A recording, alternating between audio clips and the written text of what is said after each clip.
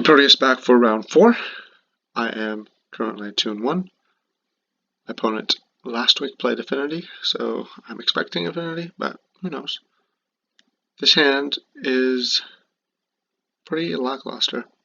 I'm on the draw, so mulligans don't hurt as much, so I'm going to mulligan. I'm a little wary of mulliganing after last game, but so it goes. I think I made the correct play. This is better. I'm going to attempt to go Burning Tree Emissary into 2. So I'll keep this. No, I do not want Longbow. Not at all. Alright, let's see. Is my opponent on Affinity? Yep, looks like it.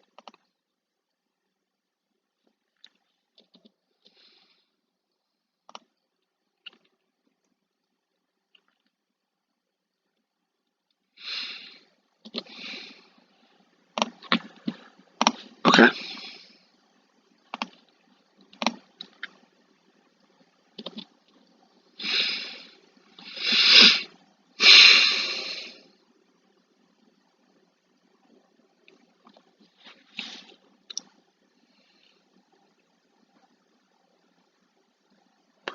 So I'm thinking about the pros and cons of playing a Riverboa next turn, assuming a draw forest.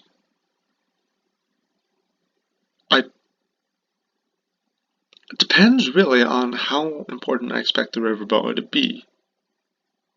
I suppose that because I am low on lands, and because I am low on lands, I don't want to tempt fate.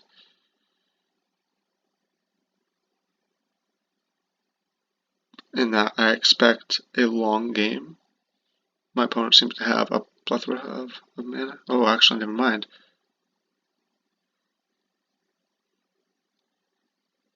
I expect my opponent next turn then to go Frogmite. Great, I have to actually make the decision. Probably Frogmite into Galblast. Well, the other problem is that I'm not going to get to 3 mana anytime soon. And if I do, then I just get to play Elephant Guide early on the Burning Tree Emissary, which might be basically game. If I get to, if I draw a land next turn, I get to go make a 5/5 and attack. That's going to be great, and I want my opponent to cast their Galvanic Blast if they have it. So, you know what? Go ahead. I will expose myself to this. Unigenic Growth is not at its best against Affinity because saving my 2/2 from their 4 damage spell doesn't really work.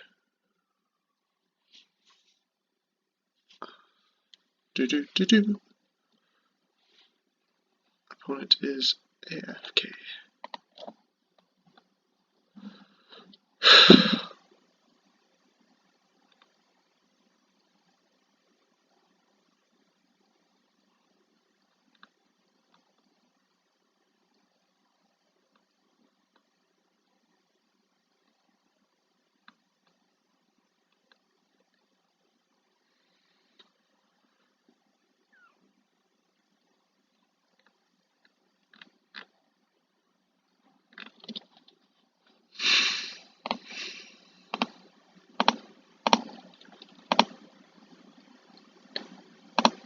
Okay, yeah, I'm doing it.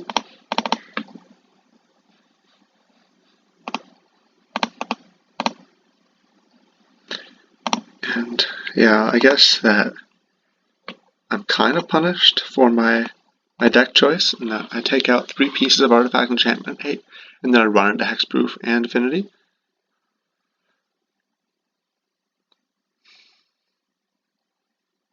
But, I mean, I was trying something. It's more an experiment than saying definitively it's correct or not. Opponent's gotta have a Frogmite here, right? Okay, they can still have a Frogmite. Okay, do you have a Galblast? Oh, wait, should not. What? Alright, opponent has lots of spring lift drums. Volt Scourge. Opponent's not going to have any sweepers. Opponent doesn't seem to have Galvanic Blast, so they would have used it there, honestly. You can't just let me have my Riverboa. And so, therefore, I'm not afraid of it dying. So I think I want to play Metal Sentinel rather than anything else. Opponent's probably going to play Mirror Enforcer next turn.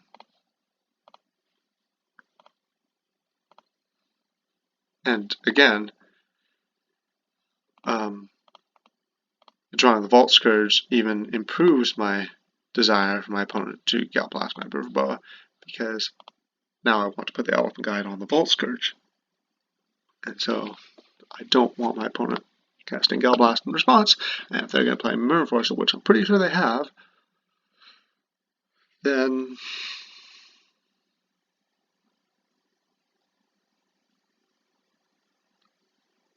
they're going to have colored mana available from the Springleaf Drums. Maybe they don't have Mirror Enforcer. Or maybe they have lots of plays and they're deciding what to do. I was kind of expecting multiple Frogmites. Like, do you really keep a hand of... Maybe my opponent has multiple Mirror Enforcers. Maybe they kept a hand of, like, Citadel, Springleaf, Frogmite, Mirror Enforcer. That would, and then, like, some random other spell that isn't Galvanic Blast. That would make sense.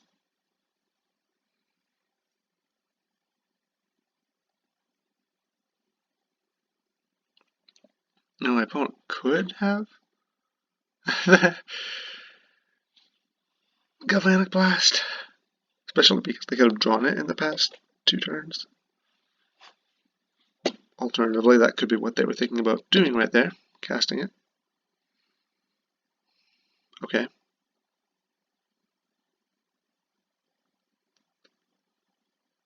So I've got to think, do I want to attack everybody into the Mirror Enforcer?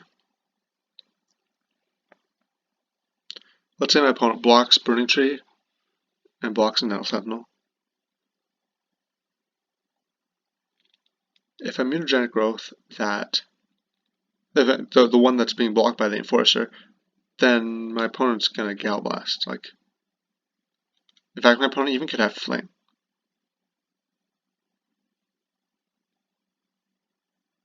Okay, I do want to play around Fling then. I can still attack with the Riverboa. So I don't think giving away... I wouldn't want to cast a Pump Spell in that situation, so then I'm trading a 2/2 for 4 damage. Is that worth it? Actually, it might be.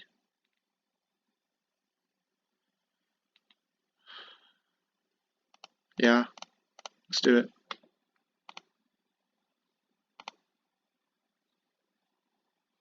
Let's do it.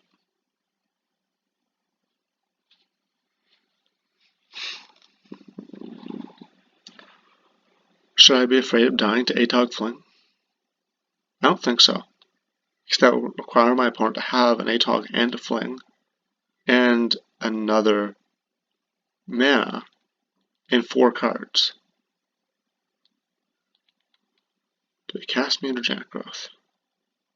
Fling is not actually good here. Like, what are they going to do? They're going to fling the Frogmite into the Nettle Sentinel, so they trade Fling and Frogmite for Nettle Sentinel Mutagenic Growth.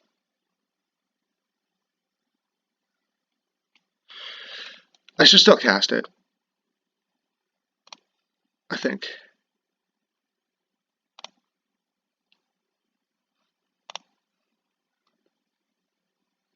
I'm going to pay the life, especially because my opponent doesn't know what I have.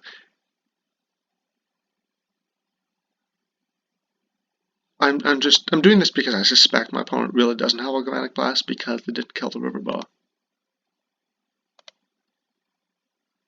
Sweet. Okay, opponent's dead on board. And the Springleaf Drums are now out of commission, which is excellent. I think that was... I didn't even think about that because I'm not used to this kind of position from my opponent. But the Springleaf Drums alone was a good reason to attack with everything there, because that makes him want to block the Frogmite. But then if he blocks the Frogmite, he doesn't have enough mana. He doesn't have enough. Yeah, he only has 1 mana from 4 Spinlight Drums. So opponent clearly did not draw very well. I have 3 pieces of hate, so they're gonna have to carry me here. They're gonna have to carry me.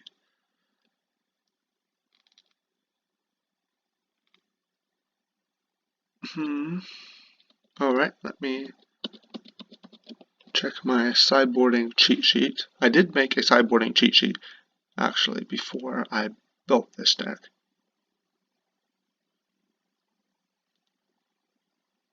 Actually, it's just, it's a meta cheat sheet, in that it's an Excel spreadsheet that keeps track of optimally what I do want in each matchup, and then also what is in my deck. So it highlights things as, I'm taking this out, I'm bringing this in, and I wish I had this card. So the things that I wish I had, I will have to come up with something to replace them. So Riverboa, as you see, is not at its best in this matchup. Neither is Mutagenic Growth. Gutshot is also obviously pretty bad. Longbow is terrible. So, again, you saw there, Mutagenic Growth was bad. I didn't want to use it, ever. Groundswell, at least, can let me trade up. I'm going to side out 1 Estimator, maybe 1 Riverboa. Okay, so those are all the cards that I don't want.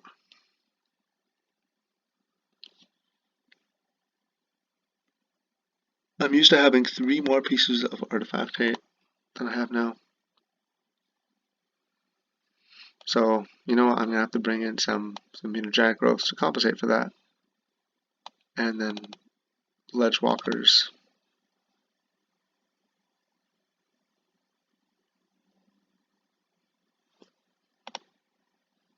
And what's the last one?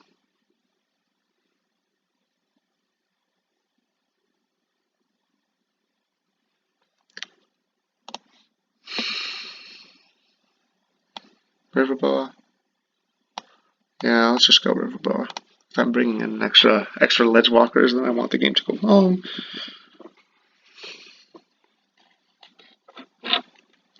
Problem is that Riverboa is quite worse. Not Riverboa, but so I would usually want another Vault Scourge.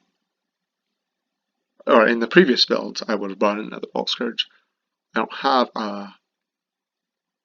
any more Vault Scourges in this build.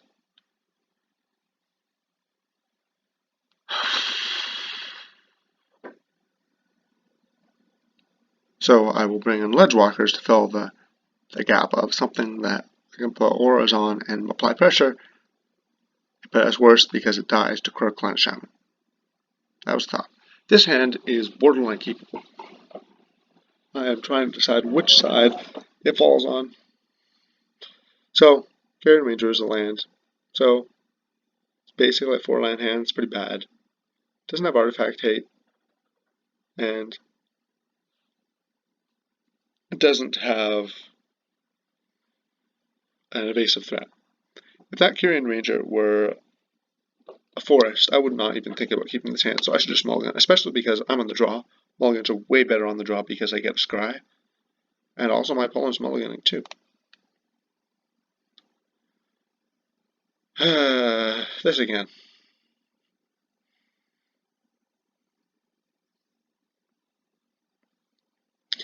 I do not want to draw multiple Solana Ledgewalkers, basically ever. Blow alone a hand with 0 lands. I'm tempted to keep it because I will probably draw land. But I spend, I scry at the bottom, draw my land, play Nettle Sentinel, and then draw an Elephant Guide. I'm not going to win that game, so I got to mulligan again. This hand's better. So I got a Gleeful Sabotage. That could steal me the game. Say I draw Burning Tree Emissary.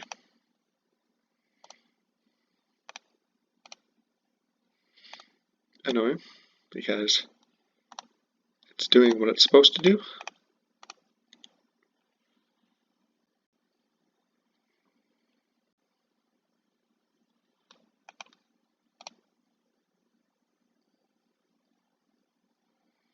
Frogmite and Galblast.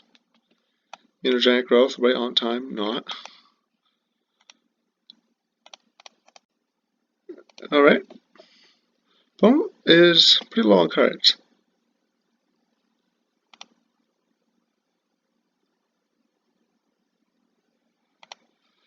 I could block Mutagenic Growth. If I assume my opponent has Galvanic Blast, I can let my opponent play as another Frogmite, attack into it, Mutagenic Growth it, they Galblast, I Groundswell. That sounds like a stretch. I'm going to block Mutagenic Growth, pay the life, pretend I have Vines.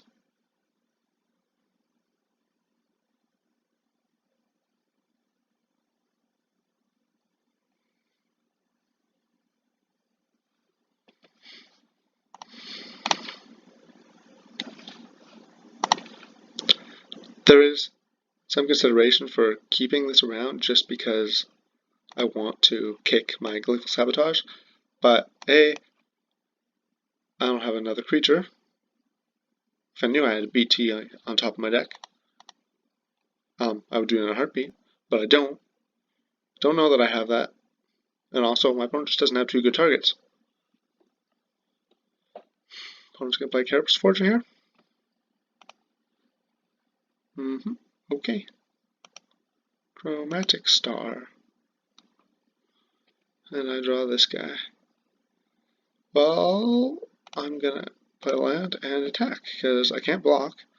Groundswell only works in one direction. Unfortunately, I have to try to trade this Groundswell for something.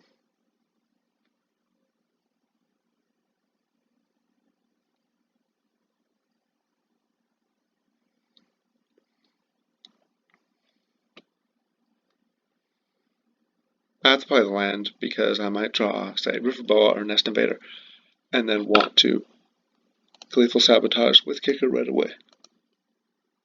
It's totally possible. Opponent could play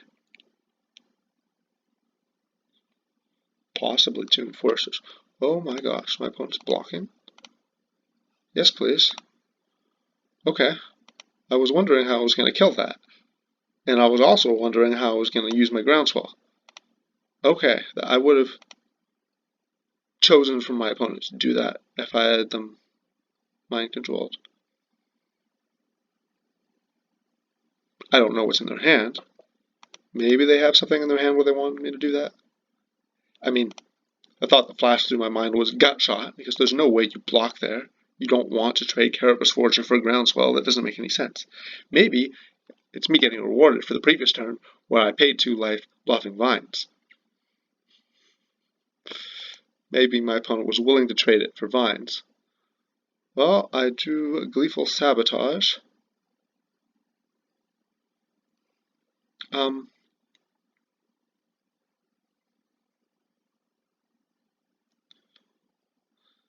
Wait. My opponent last turn cast Springleaf Drum, so they had the mana available to play Enforcer.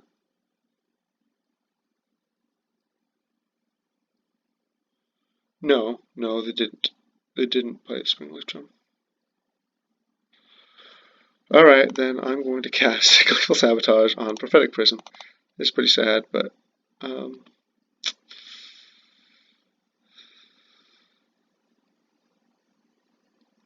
I want my opponent to not cast things. Maybe this is really dumb.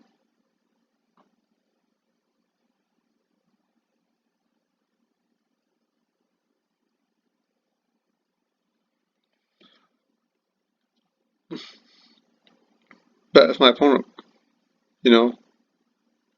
Then untap and play Gear Seeker Serpent. I'm going to be feeling dumb. I wish I just had a little more pressure. If I had drawn Burning Tree Emissary, or actually any green creature.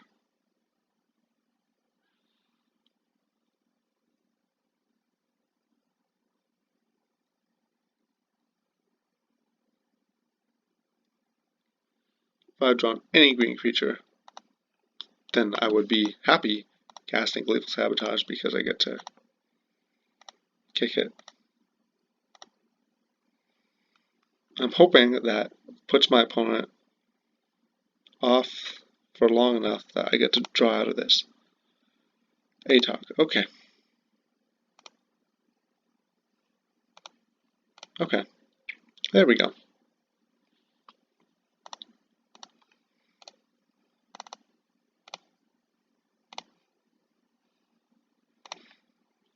And then blow up all the artifacts. Now they have no colored mana. They're really far away from casting Mirror Enforcer. Although they could have cast one last turn, right? So they don't have that. Now I need to draw Vault Scourge into Elephant Guide. Or Ledgewalker into Elephant Guide. One has multiple lands, okay. Hunger of the Howlpack. I don't really want to trade Curing Ranger plus Hunger for Chromatic Star plus Prophetic Prism, or even Chromatic Star plus Darksteel Citadel. This game is reasonably close. Both of us have pretty bad hands. I guess I don't have any more Gleeful Sabotages coming, so maybe that was kind of loose.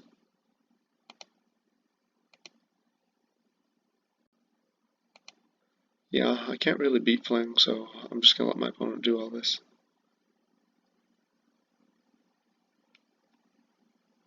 Oh man, it's a Gear Seeker.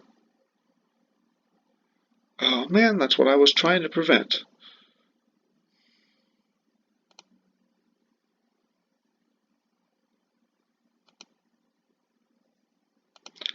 Okay, I don't think I can win this game anymore.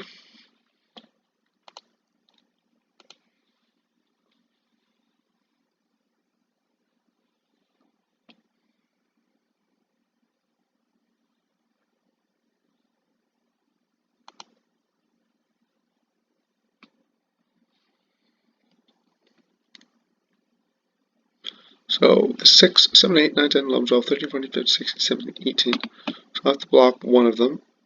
And it's going to be the Gear Seeker. Because sacking those artifacts is a one-time thing. I am dead to Fling, but my opponent didn't have Fling last turn. And I'm really not giving up much equity by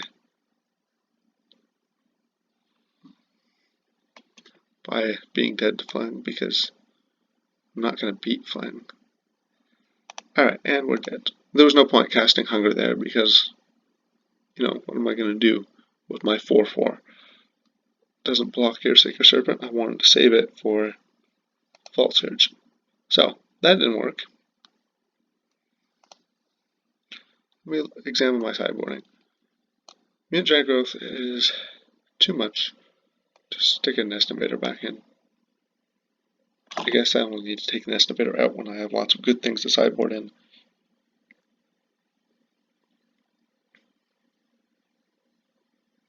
And didn't draw a single Young Wolf or Ledgewalker. I mean, I did before the mulligans. Alright, I'm slightly worried now. I did draw kind of badly, and I mulligan to 5. I think that, no, backing up a little bit, Affinity, for at least me personally, has been my best matchup with this deck. So, losing a game that feels like that feels bad, but I was on a mull to 5. and then I drew a bunch of lands. So, probably not that bad. I go first. Yeah. This is what I want. So we've got a choice on what to play on turn 1. There's the good old play Nettle Sentinel on turn 1 because it deals the most damage. There's also the play of Vault Scourge because my goal is to gain life. There's also the play of Carrion Ranger on turn 1 because I think my opponent will bolt it.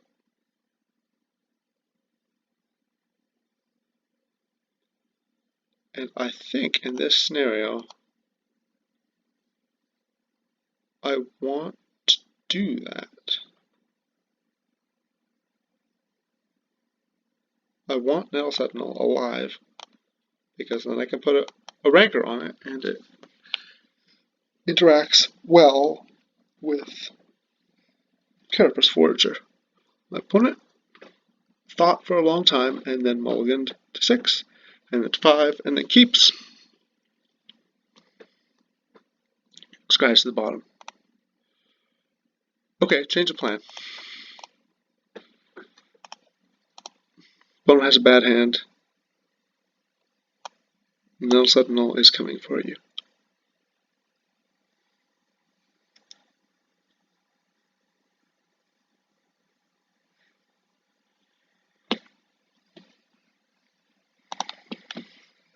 Alright.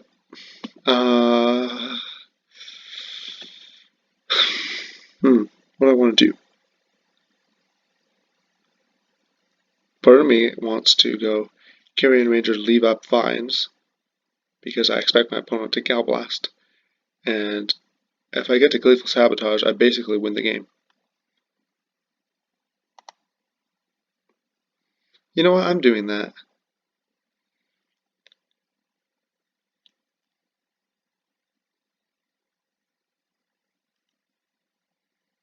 I'm just doing that. Vault Scourge, I'm missing out on 1 damage by not playing it this turn. Maybe more if I'm tight on mana, but it doesn't look like I'm that tight on mana. Like, I imagine my opponent's going to go Frogmite, tap Sealer Sign out, and then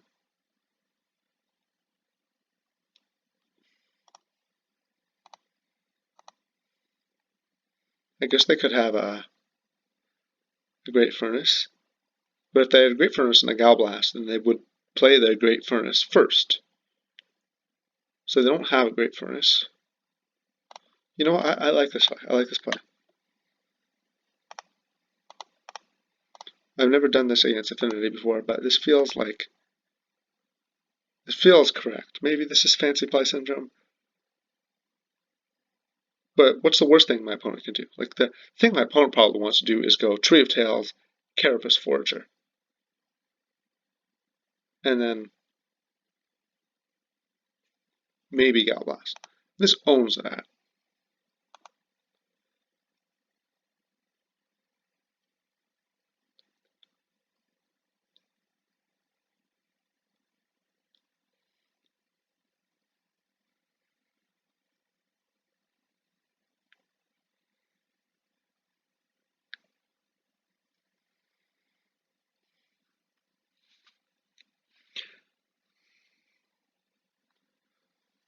Tree of Tails, Prophetic Prism. Okay, well, this is pretty good against that, too. Frogmite. Do we have a Gal Blast?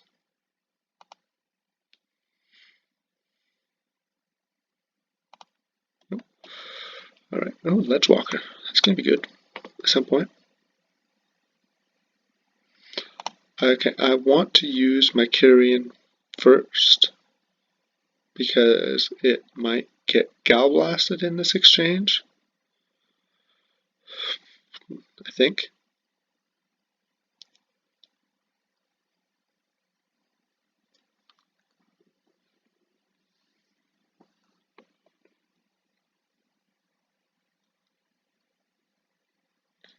Maybe I want to Ranker on the Nettle Sentinel.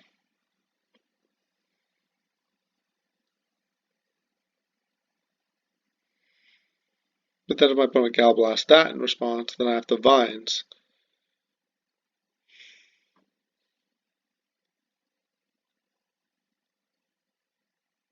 So basically, if I double Gleeful Sabotage and then my opponent, my opponent very well might Gal Blast my Kyrian Ranger in response. No, but they're learning about what I have, I guess, if I allow them to do this. Could also kill the Frogmite. My opponent actually might be land flooded.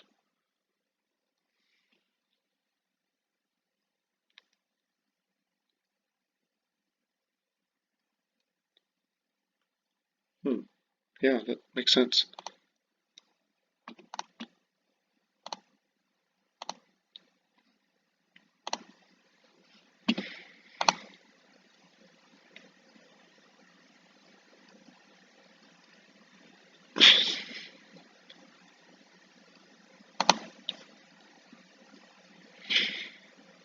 I think I would rather my opponent play Carapace Forger than well, they have any color because of Prophetic Prism. So what's my opponent more likely to want? 2 blue spells or 2 green spells? And obviously 2 blue spells.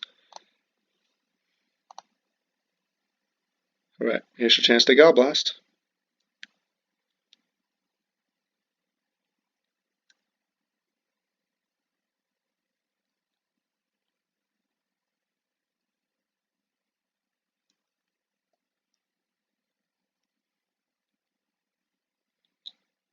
Gal Blast at the Nettle Sentinel. Do I save it? Yeah. Mainly because my opponent wants to kill it.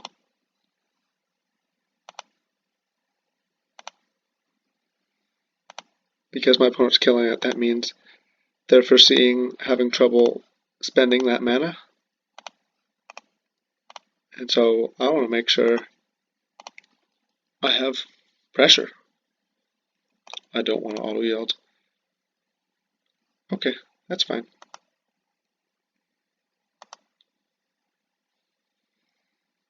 That's also fine.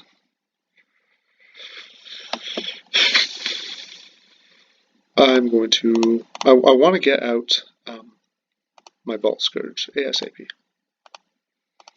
So, get to hit for a bunch, and then Nest Invader, and then sack the spawn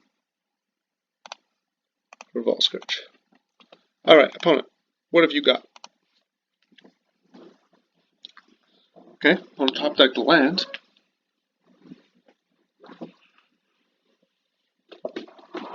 What else do you have?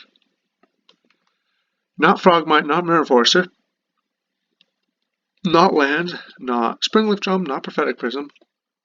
What's in my opponent's hand? Another Gal Blast? Likely. Gearseeker Serpent? Possible.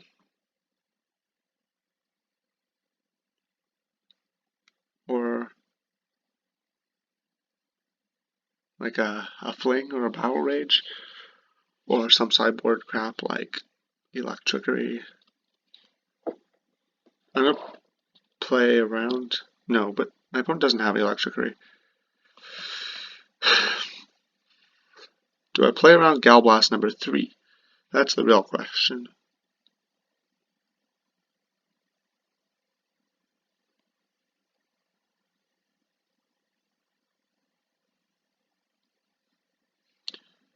Six.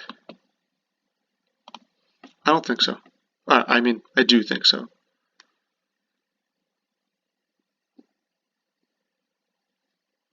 I can still kill my opponent if they have Gal Blast number 3. And they're going to have to use it. Alright, opponent has demonstrated they do not have Gal Blast.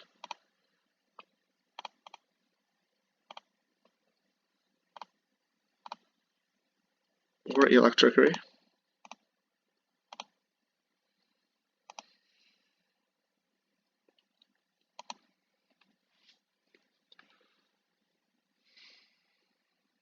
and opponent concedes. Okay, got him. Got him. That was a weird match, wasn't it? It felt weird. I'm not sure why. Maybe just my opponent is just playing a little bit different than a typical Affinity player. Something fell off, but I can't put my finger on it. Or maybe it's just the change of build, where I have half as much artifact pay as usual. Who knows? Anyways, I am now 3-1. See you in the next round.